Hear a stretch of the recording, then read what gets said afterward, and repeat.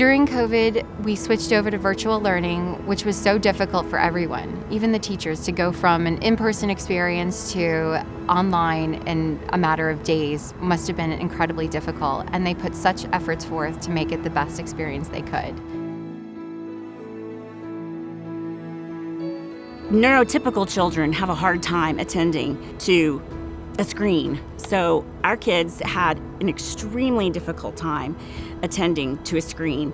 We did a group lesson every morning, and then we also did individual lessons with each of the kiddos twice a week, which was really hard.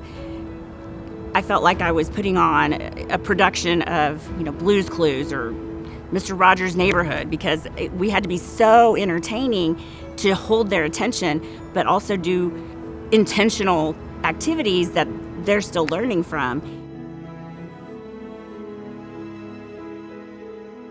I would finish up instruction for the day, but then spend the next 5 to 6 hours making things interactive for the next day's lesson.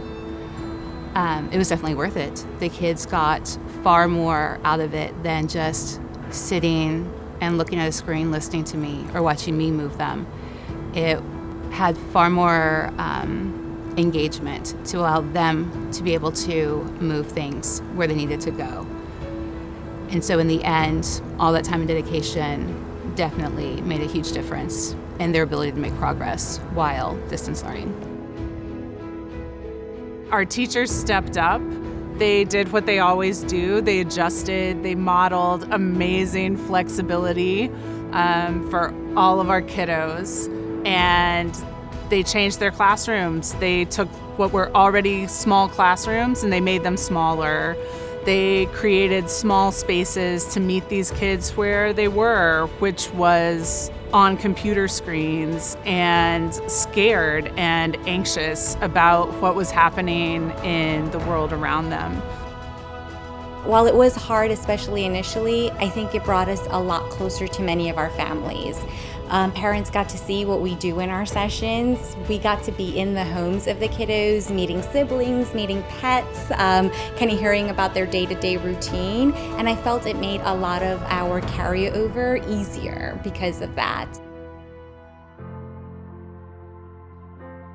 My son he's thrived here. He's done so well, and it's because of the teachers, of the superheroes. And, one story that comes to my mind is, we didn't really understand how much the distance was really affecting Robert till, I would say, towards May, when school was wrapping up, and, the teachers were showing pictures of his classroom and his friends, and Robert started to cry and teared up and got really emotional.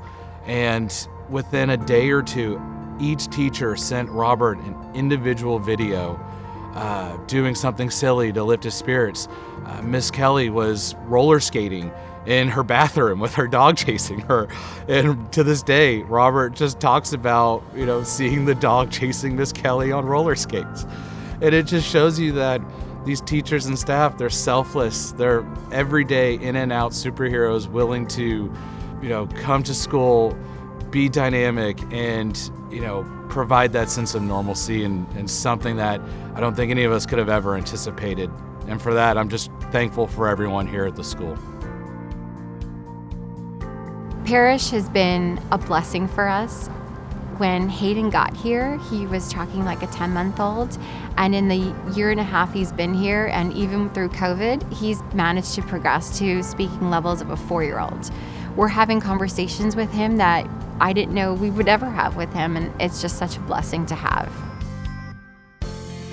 Truly like a real-life superhero story. It has been incredible, and against all odds, Tom is thriving. He's thriving academically. He's socially blooming, and he's a happy, kind, empathetic, smart kid who I never would have said that under these circumstances that these years would be his best year, but it is. So thank you, superhero teachers, and thank you, Parish School. We love you so much. I can't put it in words, but thank you, thank you, thank you.